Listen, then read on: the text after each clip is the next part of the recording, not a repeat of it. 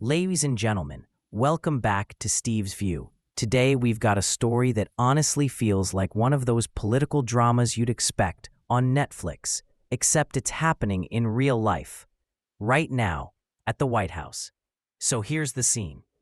President Trump just hosted a very unusual meeting in the Oval Office. Sitting around him were the leaders of major European nations, top officials from NATO, EU representatives, and of course, Ukraine's president, Volodymyr Zelensky. But the way Trump set it up, it was not the typical diplomatic photo op. Usually, American presidents like to make things look more equal, like everyone sitting at the same level around a big table. Not this time.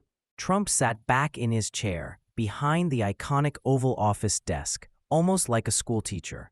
And the European leaders, they were arranged in front of him, lined up like a classroom of students. A lot of people watching that scene on TV thought it looked uncomfortable, but also very telling. It sent a message. In this conflict, in this peace process, the United States is the big boss. Trump is the one in charge. Like it or not, that's the power dynamic. Now, what was this meeting actually about? Peace in Ukraine. That's the headline. Trump is trying to do something that Joe Biden, that European leaders, that international organizations couldn't pull off for over 3 years. Get Russia and Ukraine to sit down and actually negotiate peace. And here's the big twist. For the first time since this war began, Russian President Vladimir Putin has agreed, at least in principle, to sit down with Zelensky face to face. That's huge. Think about it. For years, Putin refused to even acknowledge Zelensky as a legitimate negotiating partner. But after Trump's meetings in Alaska with Putin, after all the behind-the-scenes maneuvering, now Putin is ready to talk. So how did this happen? Let me break it down. First, Trump had a one-on-one with Zelensky earlier. Then he brought Zelensky into the room with all the European leaders, laid out a giant map of eastern Ukraine, the Donbas, Crimea, all the contested territories. And he basically said, look, here's the reality. These are the areas Russia currently controls. This is what Putin wants. This is what's at stake. Now, how do we deal with this? And in the middle of that meeting, Trump actually stopped everything, stepped aside, and made a 40-minute phone call to Putin. Imagine that. All these European heads of state sitting there in the Oval Office, waiting, while Trump's on the phone with the Kremlin. He comes back, tells them, all right, I've checked with Putin. We've got some common ground. Let's keep moving forward. Then, after the meeting, he calls Putin again, and that's when they set up the plan for Putin and Zelensky to meet directly. That alone is a major breakthrough. Now the question everyone's asking, what about territory? What about Ukraine's land? That's the elephant in the room. For Ukraine, the core issue is, do they give up land for peace? For Russia, the demand is clear. Recognition of control over Crimea, Donetsk, Luhansk, maybe other occupied regions. And here's where things get interesting. For the very first time, Zelensky himself has started to hint that maybe, just maybe, he's willing to compromise. He told reporters at the White House that some territories weren't actually lost through direct military defeat. Some were taken under special circumstances. He gave the example of Crimea. Remember back in 2014? Russia basically marched in with those so-called little green men, soldiers without insignia. Ukraine didn't fire a shot.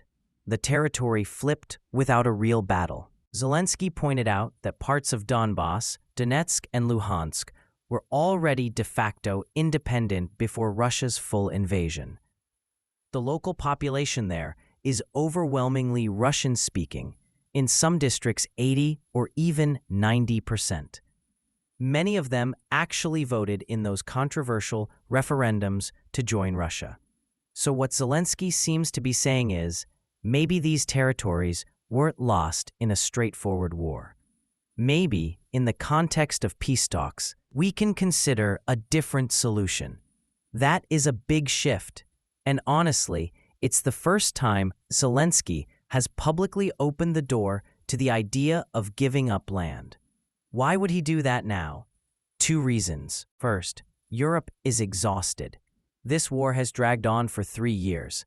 Billions in aid, mountains of weapons, economic costs piling up, energy prices, inflation, political backlash. And yet, on the battlefield, Ukraine hasn't made real progress since the first year. Europe is asking, do we keep bleeding resources forever, or do we find a way out?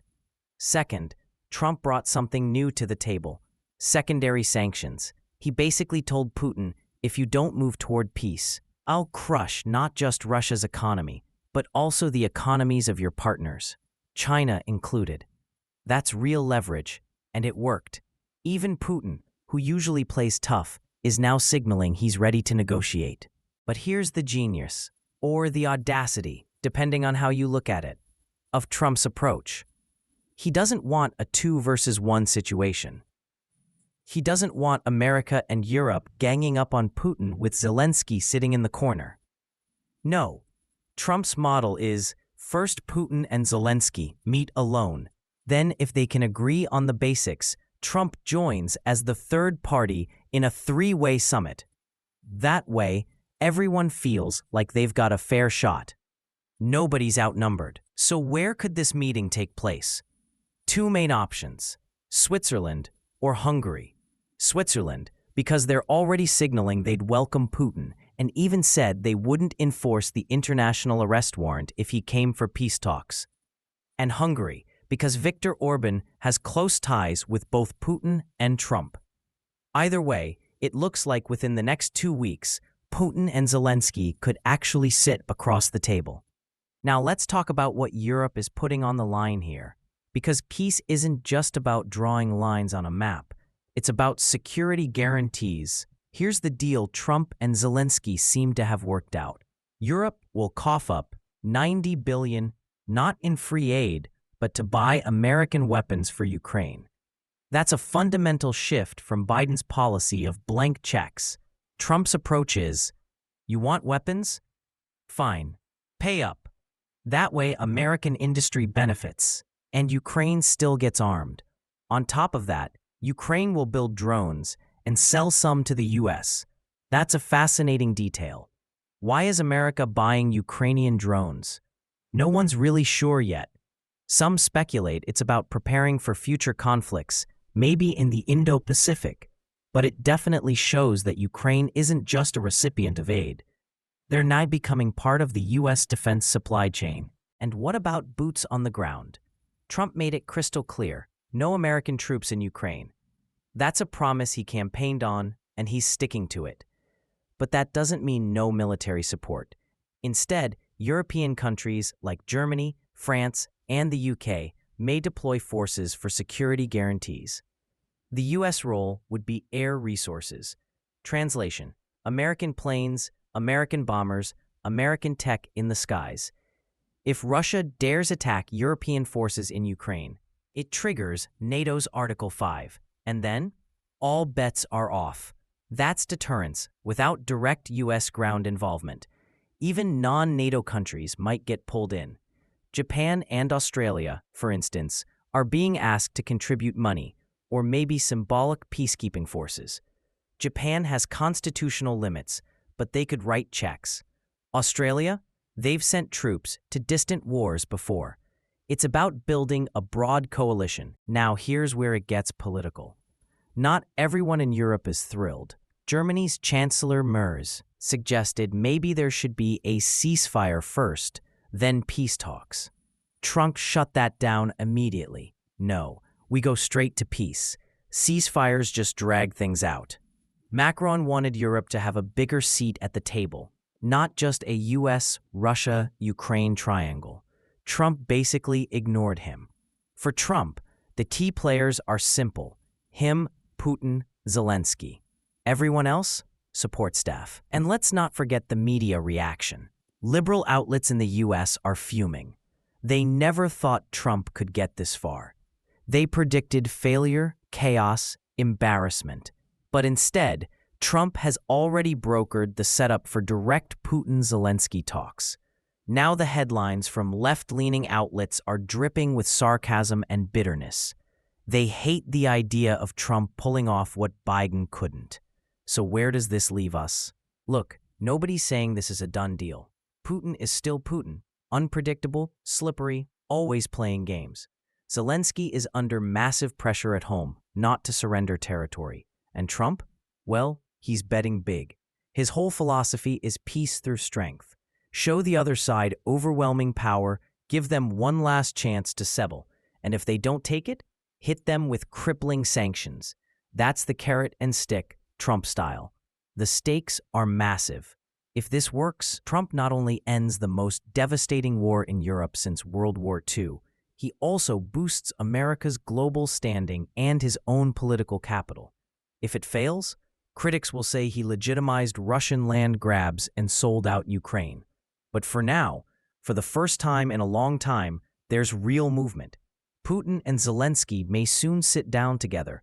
A peace framework, territory in exchange for security guarantees is on the table, and Trump is in the middle of it all, calling the shots. So, is this cautious optimism? Yeah. Is it risky? Absolutely. But compared to endless war with no end in sight, this might just be the best chance we've got. We'll keep watching, because the next 2 weeks could be historic. That's it for today's breakdown. If you found this deep dive useful, make sure to hit that like button, subscribe if you haven't already, and drop your thoughts in the comments. Do you think Trump can actually pull this off? Or is Putin just playing for time? Let's talk about it.